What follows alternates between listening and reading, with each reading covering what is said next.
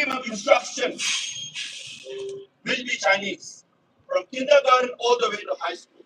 Everything has to be taught in Chinese, which means they are not just discriminating against Tibetans now, they are wiping out Tibetan as a language. Because their goal is to make Tibet a Chinese region, Tibetan and Chinese. Also, the Sinicization of Buddhism. What does it mean? It's not just the Communist Party of China will be superior to Tibetan Buddhism. It's not just that. Now you must make Buddhism as Chinese. For example, I was at a conference recently. For example, the Catholic or the Protestant, in the churches they have cross on top of the churches. Now you have to demolish all the crosses, all the cross from these churches. And Muslims they have minar, and Tibetans they have kolo, the will, and two deer. Soon they will also demolish this thing so that they want to make Buddhism a part of China, a Chinese culture or Chinese tradition, not Tibetan Buddhism.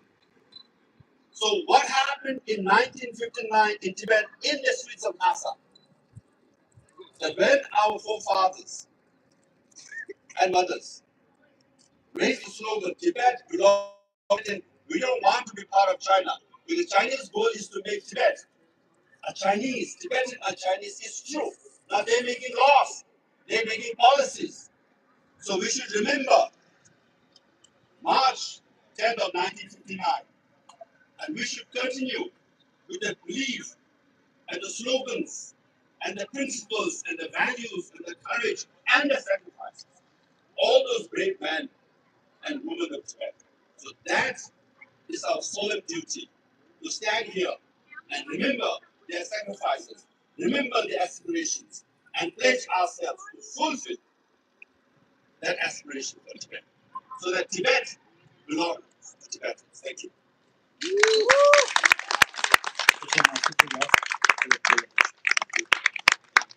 Now we have Ms. Sunam Amala reading a statement from Congressman Laurie Trump.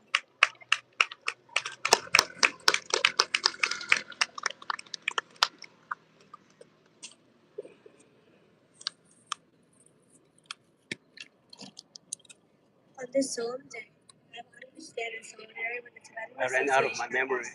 and the Tibetan Americans across the Commonwealth as we mark the 67th anniversary of the Tibetan National Uprising of March 10th, 1959. Me too. This is a day of remembrance, I'm going live reflection, until I don't and have to renewed use my commitment memory. to the values of freedom, human dignity, and justice that unites us all. 67 years ago, Tibetans in every walk of life rose to extraordinary courage to defend their culture, their faith, and their way of life in the face of oppression. That uprising was a profound act of continuance of His Holiness the 14th Dalai Lama, and the displacement of hundreds of thousands of Tibetans. It also gave birth to a legacy of resilience that continues to inspire the world today. The decades since 1959 have brought unrelenting hardships for Tibetan people: cultural destruction, religious persecution, arbitrary detention, and systematic suppression that many internationals observe, as human rights advocates have rightly described as the grave threat to Tibetan civilizations itself. These are not abstract concerns. They are lived realities of real people, our friends, our neighbors, and our fellow human beings.